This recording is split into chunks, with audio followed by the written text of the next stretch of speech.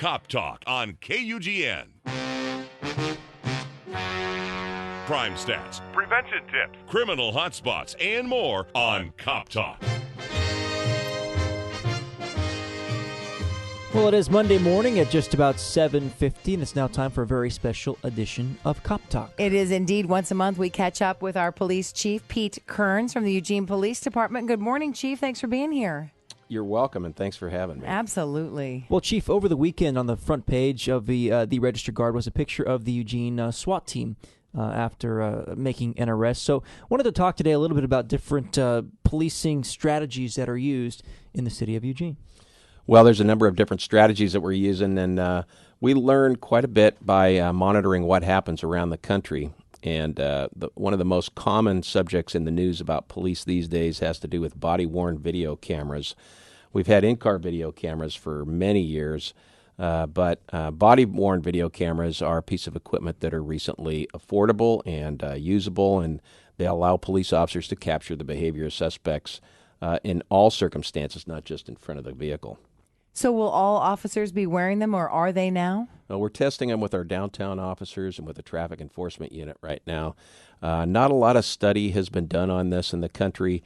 One study out of Rialto, California found that complaints against police were reduced by about 80-some%, and that use of force went down by about 60% among those officers that used it. And the theory is that when people know they're being video recorded, they're less likely to be violent.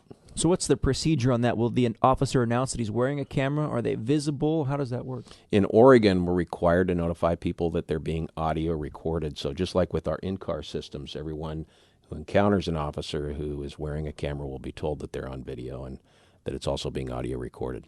All right, so some of these strategies are high-tech strategies. So let's talk about drones. They've been in the news as of late. That's true, and we've learned quite a bit about unmanned aerial aircraft in the wars in Afghanistan and Iraq, and some domestic law enforcement, federal law enforcement, has used drones, mostly on our borders.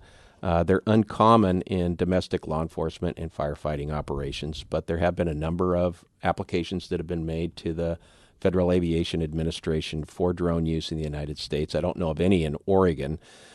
We've seen a little experience with these with local law enforcement in Tijuana, right near our border, where the police department uses them on patrol every day in order to reduce burglaries and violent crime and to help officers respond to calls for service. They have less of a concern with privacy issues in Mexico than we do here in the United States, and so that'll be the major issue as these become more available. They'll have to be well-governed and well-policied before police agencies use them widely. What are some other strategies that the Eugene Police Department is deploying at this time?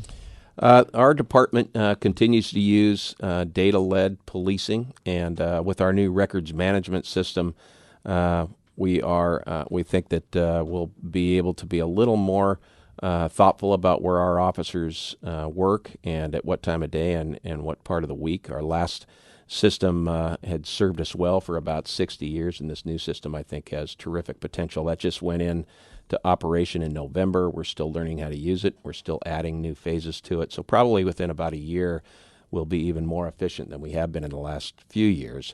One of the departments in the country that's taken the greatest advantage of this predictive policing is the Chicago Police Department, which recently received a $2 million grant from the National Institute of Justice. And they're using data as we have, except they have algorithms that allow them to predict where crime will happen and when it'll happen, which is remarkable, so they can have officers there. But the most amazing thing they've done is to create a system that tells them who will be committing the next crimes. So they have a list of about 400 of their most violent known offenders who they believe will be committing the next violent crime, and they're proactively contacting them with police and social workers. So I think this is probably the future for law enforcement. You know, that sounds really encouraging when it comes to gang-related activity. We've had a gang-related activity in the news as of late.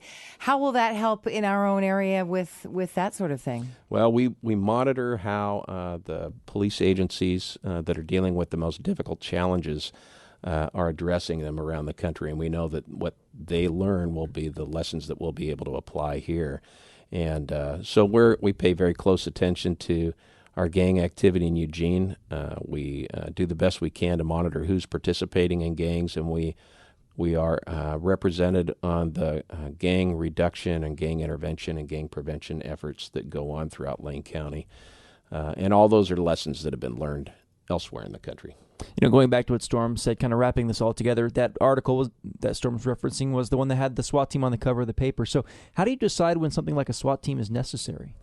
We use the SWAT team either to execute search warrants or for emerging situations where it's known that the primary suspect or the person that we need to address is armed. And we have a rating system for our search warrants so that if the indicators are that people in the house are likely to be armed and dangerous, then we'll use the SWAT team. Otherwise, it's a resource that we're very careful to deploy. So one of the main, one big areas of crime is the internet, cybercrime. How is the Eugene Police Department dealing with that, and what's going on as of late? One of the largest areas of growth for crime is cybercrime and identity theft. It's so easy now for anyone to print checks or to steal identification and create new credit card accounts. And we all remember what happened with Target over the Christmas season when nearly 40 million credit and debit card records were stolen. And in fact, more than 70 million other records of clients or customers were also stolen.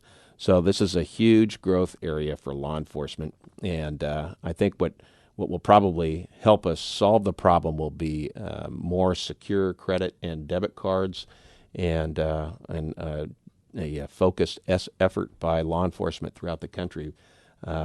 Crimes that affect victims here are committed in other states, so we're going to have to find a way to link law enforcement efforts nationwide even better than we have in the past. Are you finding it more difficult to find these criminals that are using cybercrime? Some criminals are in other countries, they're on other continents, and so it's very difficult to identify them. And the best way we can reduce this kind of victimization is through prevention, by teaching ourselves how to not be the victim of a crime, and also by improving on the security of credit and debit cards. Now, I know often, actually, I was the victim of identity theft years ago, and what had happened, it was just a nightmare, obviously. Anybody that's been a victim knows that, for about a year. And then it went away, and they got in trouble, went away, they served their time, came back. 4 years later, boom, it happened again. So how often do you find that they serve their time, and then they get out and they aren't rehabilitated? Well, the difficulty with identity theft is that it can follow the victim for a lifetime. And it doesn't need to be the person who stole our identity that commits the crimes that make life difficult for us. Often, driver's licenses, Social Security cards, and any other form of ID will be sold to someone who takes advantage of it, and then they'll use it and they'll pass it on to someone else. So it goes on and on. For every theft, it's often at retail establishments, supermarkets, and stores like that. Every theft causes all of our expenses to go up. So it's a tremendous problem for our community. So like you said, educating us, we got to take a stand and do what best we can, especially, on every Thursday we have our Cop Talk, and Crime Prevention stops by and, reminds us so many times. And I'm reminded every week of something more I can do to help myself. Yeah, that's true. And we can't arrest and sentence our way out of problems like this, because sentencing isn't always the solution for people, particularly those who are addicted to drugs or only know a lifestyle of crime.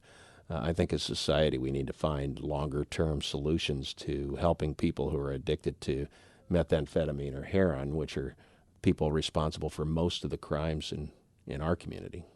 He is the Chief of Police for Eugene, Pete Kerns. Chief, thanks so much for your time this morning. You're very welcome. We are KUGN News Talk 590. We're at 7:57.